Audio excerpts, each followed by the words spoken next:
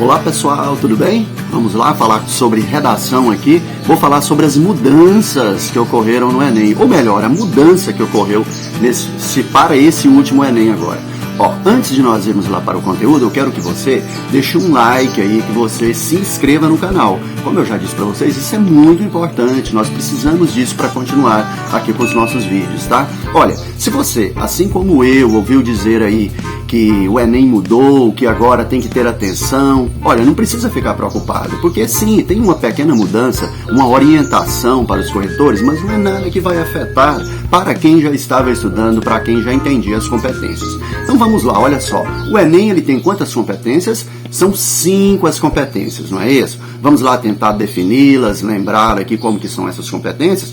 A competência 1, qual que é a competência 1? Tem a ver com a questão da linguagem, o uso da língua, não é isso? Competência 2, qual é a competência 2? Competência 2 é a compreensão do tema e também o uso do contexto, o uso do conceito, ou também chamado áreas de conhecimento, quando você faz intertextualidade no seu texto. Essas não mudaram. A competência 3, qual é a competência 3? Vamos ver lá se vocês lembram. Lembram aí o que é que você tem que fazer, qual que é a competência que você tem que ter para ter a nota máxima, lembrando que cada uma dessas competências vale 200, não é? Somando todas aí, você vai ter, multiplicando, né, esses 200 aí por 5, você vai ter a nota 1000. A competência 3 é aquela que analisa a estrutura do seu texto, é aquela que analisa os seus argumentos, não é isso? Ah, essa também não mudou. E a competência 4, o que quer dizer a competência 4? A competência 4 do Enem é aquela que avalia os conectivos, os conectores, a coesão e a coerência.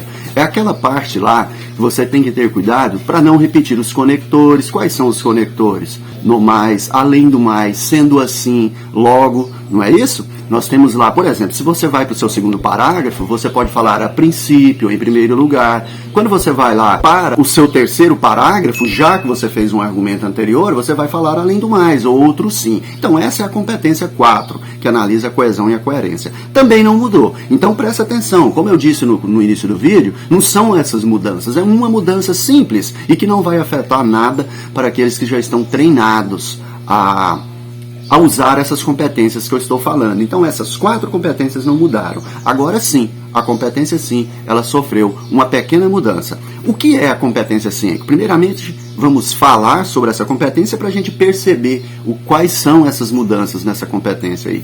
Na competência 5, é o lugar que você vai fazer a proposta de intervenção. É mais ou menos assim, né? Você apontou problemas ao longo do seu texto e agora você terá que propor soluções para isso. É mais ou menos, né, como eu gosto de dizer, falar da vida do vizinho é fácil, quero ver você resolver a vida do vizinho. Então é o espaço que você tem para propor soluções aí, né, dos problemas que foram apontados aí no parágrafo anterior. Essa é a competência 5, onde você vai propor projetos que possa reverter a problemática que você apresentou lá na introdução. E o que houve de mudança? Nessa competência 5, eu tenho 5 subcompetências dentro. Então, a competência 5, ela vale 200 e ela é dividida por 5 subcompetências. Quais são essas subcompetências ali dentro? Quando você vai propor uma ação, ou seja, quando você vai propor um projeto para intervir, para mudar, para resolver o problema, você tem que colocar alguns elementos, que são esses 5 elementos. Cada elemento desse, ele tem um valor de 40 pontos. Então, olha só, quando você coloca o agente, ou seja, quem é aquele que vai fazer a mudança, aquele que está proposto, governo, ministérios, sociedade, a mídia, isso vale 40 pontos. Mas não basta, né, você colocar somente o agente. É claro, você vai ter que colocar também o que ele vai fazer para fazer essas mudanças, né, desse problema que você abordou ao longo do seu texto. O que fazer é o que nós chamamos de ação. Então você tem que ter o agente, você tem que ter a ação, que também vale 40 pontos. E você tem que mostrar como que ele vai fazer, não é? Apontar como que ele vai resolver o problema que você colocou ao longo do texto. Também é importante, além do como, o objetivo. Para que vai ser feito isso? Eu vou dar um exemplo. Se você apontou que o problema é da sociedade, que é uma sociedade que não se comove com a situação, você poderia colocar assim. Olha só, eu colocando os agentes na ordem que eu falei anteriormente. Assim, é dever da sociedade, olha o meio, por meio das redes sociais, por meio do ativismo nas redes sociais.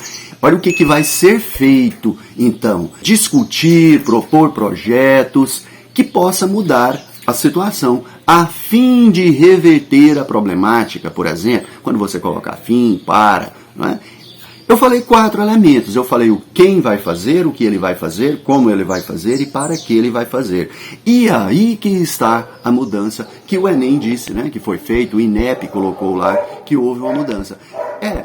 Na quinta subcompetência, que é o detalhamento. O que eles estão falando? Que às vezes o candidato, ele coloca um tipo de detalhamento que o corretor ele não consegue perceber muito bem se isso é um detalhamento ou se isso faz parte da ação, por exemplo. Então o que é que eles propõem lá? O que eles disseram, né, para os corretores ter mais cuidado? Que quando for dar o detalhamento dessa ação, que isso tem que ser de uma forma mais explicada, que isso tem que ser de uma forma mais clara. Vou dar um exemplo como que você poderia fazer isso. Se você propõe, por exemplo, que é um dever do governo federal investir em educação, entre travessões, ou entre parênteses, ou entre vírgula, você poderia falar, por exemplo, quando você fala cabe ao governo federal, e aí você poderia por meio do Ministério da Educação, e aí entre parênteses, ou entre vírgula, ou entre travessão, você explicar de forma detalhada qual é a função desse ministério, mudar o comportamento da sociedade. Então, qual é a dica que eu dou para você? Já que é importante você detalhar ou agente, por exemplo, ou ação, eu particularmente eu acho mais fácil detalhar e explicar o agente. Então, é importante o quê?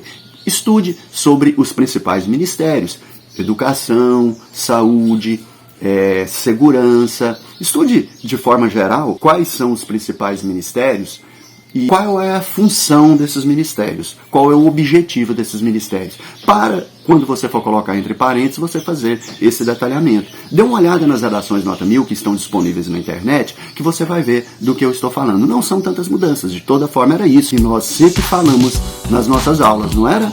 Então é isso, pessoal, até mais. Mas antes, não se esqueça, vou te lembrar mais uma vez, deixe aí o seu joinha, o seu like aí, né? Compartilhe o vídeo, se inscreva no canal, que isso é muito importante, a maneira que você tem para apoiar. Se você assistiu o vídeo e não deixou o like, para a gente, nós não vamos ter nenhum tipo de retorno, nenhum tipo de incentivo.